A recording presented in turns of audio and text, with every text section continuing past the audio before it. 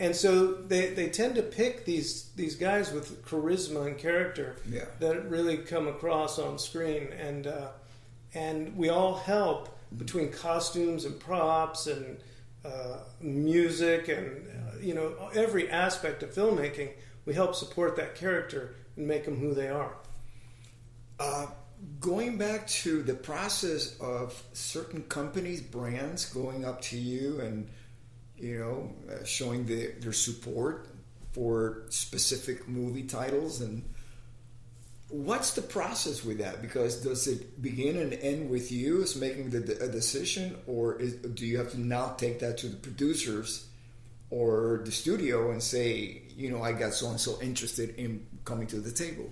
Well, there's certain different levels of it, really. So if you're talking about a vehicle, the vehicle becomes that vehicle for the whole movie.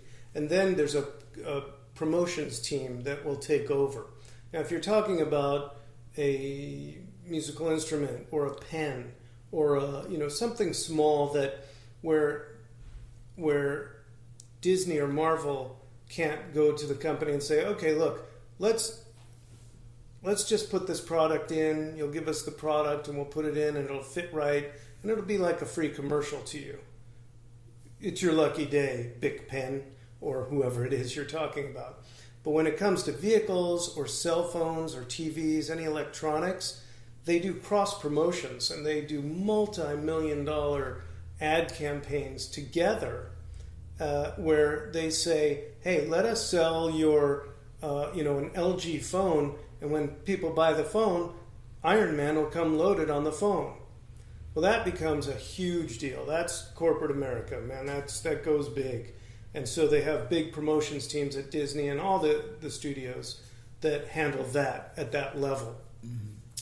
But if a buddy of mine comes to me, like let's say you came to me and you said, hey, I designed this bass in the late 90s or early 90s, and it's not moving on the shelves too much, and we have a relationship, I'll go, hey, yeah, man, we'll put it in the movie. We'll just put a bass in the movie. In fact, in hindsight, I was just thinking about it, and in the Avengers, they asked me for a bass to put in the movie. You should have called me. And I know, and I had no idea. I didn't even think of it. I was in Atlanta doing my thing, and I should have absolutely called you. It's never too late. And we could have put one of your basses in. So we'll do that in the future. Thor, God of Thunder. We'll get your He's got a bass. Your basses. So who was it? Don Cheadle played bass in the movie. Yeah. Yeah.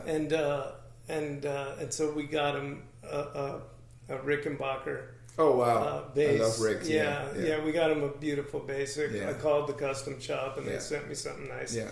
But in the future, it's got to be a Rudy bass. We just go down the street to my storage room and pick a bass. It's that simple. Wow. Yeah. I'm sorry I didn't think of it, but I will in the future. Yeah. Wow. Being the prop master, which means you're the main person in charge of not only developing and recreating certain props, but you're also in charge of keeping them safe.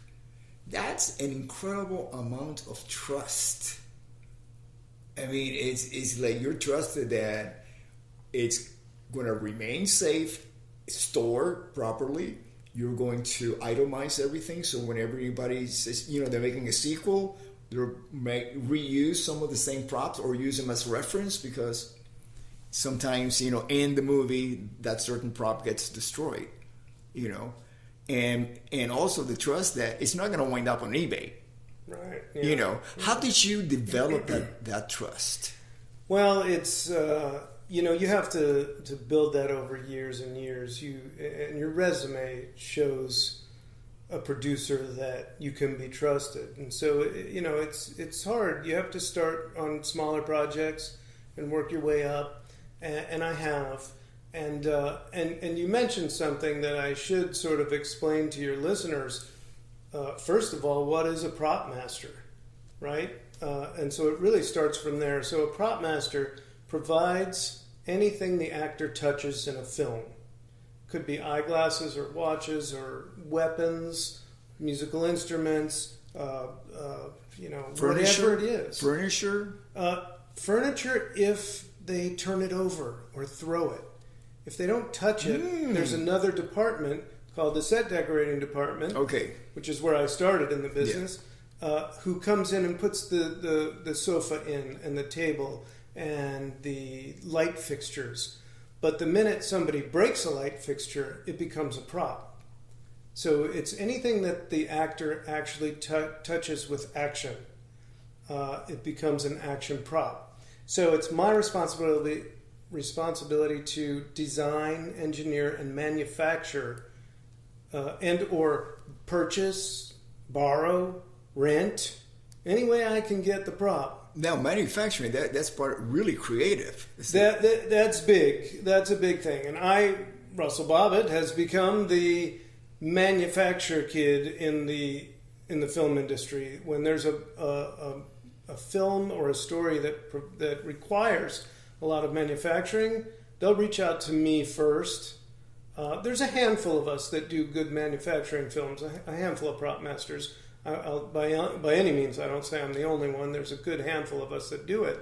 But I'll get the call because I've been doing Marvel for 10 years, and I did Star Trek and Flintstones movies that require almost 90%, 90 to 100% of the props are manufactured. They're dreamt up. They're imagined. Well, this is amazing. Star Trek and the Marvel Universe. Yeah, well, yeah, that is. What was your first Star Trek movie? The one and only Star Trek movie I did was the first J.J. Abrams Star Trek, where we had to reinvent the phaser and the communicator and all the other props in the film.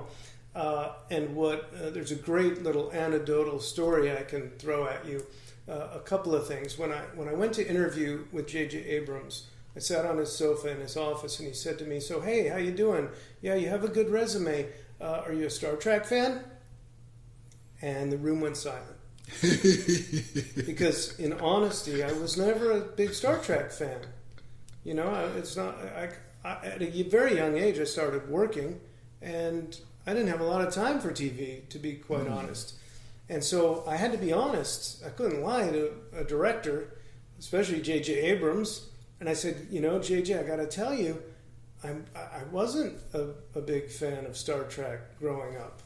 And he looked at me straight in the eye with no hesitation and said, "You got the job." And I was like, "What?" I thought for sure I was out of there. He goes, "I want to make a film for the non-fan. I already have the fans. They're going to watch my movie. No doubt about it. Smart. But I need to make a movie for all the people that wouldn't see Star Trek. And that I need them in the box office. And for that reason, I need people that will think outside of the box and not be married to 1967's first generation, in this case, props." And he said to me, "So how are you going to make a really cool communicator?" And I was like, "Oh, wow, okay." I said, "JJ, reach into your left pocket and pull out whatever's in there." And sure enough, I picked the right pocket, by the way. He pulled out his cell phone. I said, "That's a cool communicator." He goes, "Yeah, you're right. How are you going to top that?" And I said, "Well, there's a certain thing in our world, in our imaginary world of the future, that audiences really resonate with, and it's holograph.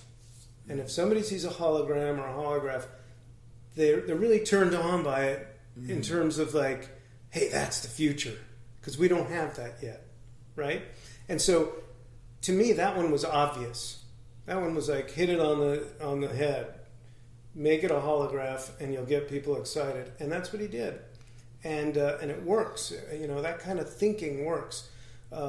So there are times where I've done films that were period films, World War II.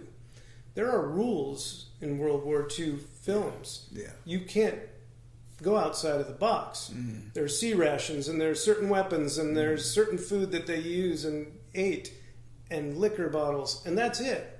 But in outer space, when you're doing Star Trek or any of the Marvel stuff, there's no rules. Your imagination can go crazy. You can put whatever you want in there. as long as an audience will relate to it Yeah. as being in outer space. Yeah. And so that's what we did. We played with Yeah. with our world that we tried to make high tech, and that we would try to portray as 30, 40, 50 years in the future. And we go for it. Speaking of 30, 40, 50 years in the future, how long ago was that Star Trek movie? Boy, that, I think, I don't know, I don't want to misquote it, and it's probably on the computer somewhere because I lose track of time. 10 years? It had to be more than 10 years because I've been with Marvel for 10 years. Okay, so probably so 12 15, 12 years ago. Okay, yeah. so you fast forward to today, now, Yeah. as 2018, because there will be people listening to this 1,000 years from now on the internet. Yeah.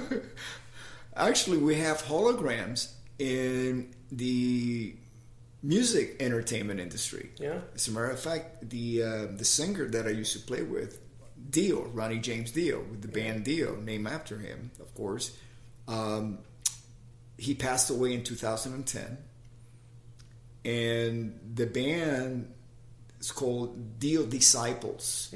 They tour with a hologram of Ronnie performing live. Yeah. And the technology is such right now that there are tours planned for Roy Orbison and other artists. Didn't Nat King Cole do one with...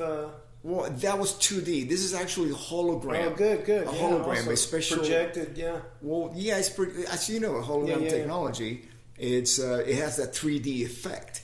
And what they do is they use a body, somebody who has similar body, proportions, and they have that person move as the person does, and then they superimpose the actual face replacement. Yeah. And of course they use the voice, and whatever recordings, actual live studio recordings or live recordings of the individual who perhaps the hologram be of. And that is a new industry now. Yeah, no, it's cool. And like you go to NAMM, I go to CES, Consumer Electronics Show, and every year, so that I could see what 5 years in the future looks like. And I make sure that if, my films, you shoot a film, it doesn't come out for a year, I have to be ahead of the game. So I'm all over that kind of stuff. And just your story about the holograms, that it's gone beyond 2D and into 3D now, it lights me up because I was pitching holograms, 10, 15, 20 years ago for films as this is what our future is going to be, and now our future's here. Once again, it's setting the trends for what could be in the future. And it's pretty awesome watching these companies develop that technology because I've known about it. And a great, for instance, is 3D printing. Yes. Where... like we said, I started back in the old days of sort of the mid days of filmmaking, but a long time ago we didn't have any 3D printing. In fact, when I started, we didn't have cell phones. I had a pager. Page beeper. Oh yeah, I had the beeper, and you'd be making your runs, and you'd be shopping for props, and they'd page you with 911, and you'd have to pull over, go to a payphone, put a dime or a quarter in, call them, and they'll say, "Where are you?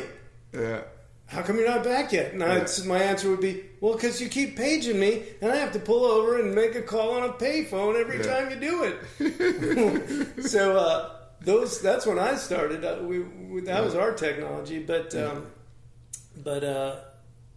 it's been watching the industry grow and watching the trends and watching real companies mock what we do. In fact, I think that there's a story about the original Star Trek that the communicator was what inspired the flip phone in our early days of cell phones. I read that at some point. So it's really great to watch that happen. It's been great to see the industry grow and embrace computer graphics and holographic images and 3D printing. It's a whole new game. Speaking of 3D printing, again, how it crosses over into the music industry. I endorse a company called Ultimate Ears. Ultimate Ears, based out of Irvine. And what I do is I go down to their headquarters, and they do this at NAMM. Also, they have booths set up throughout NAMM. When they 3D scan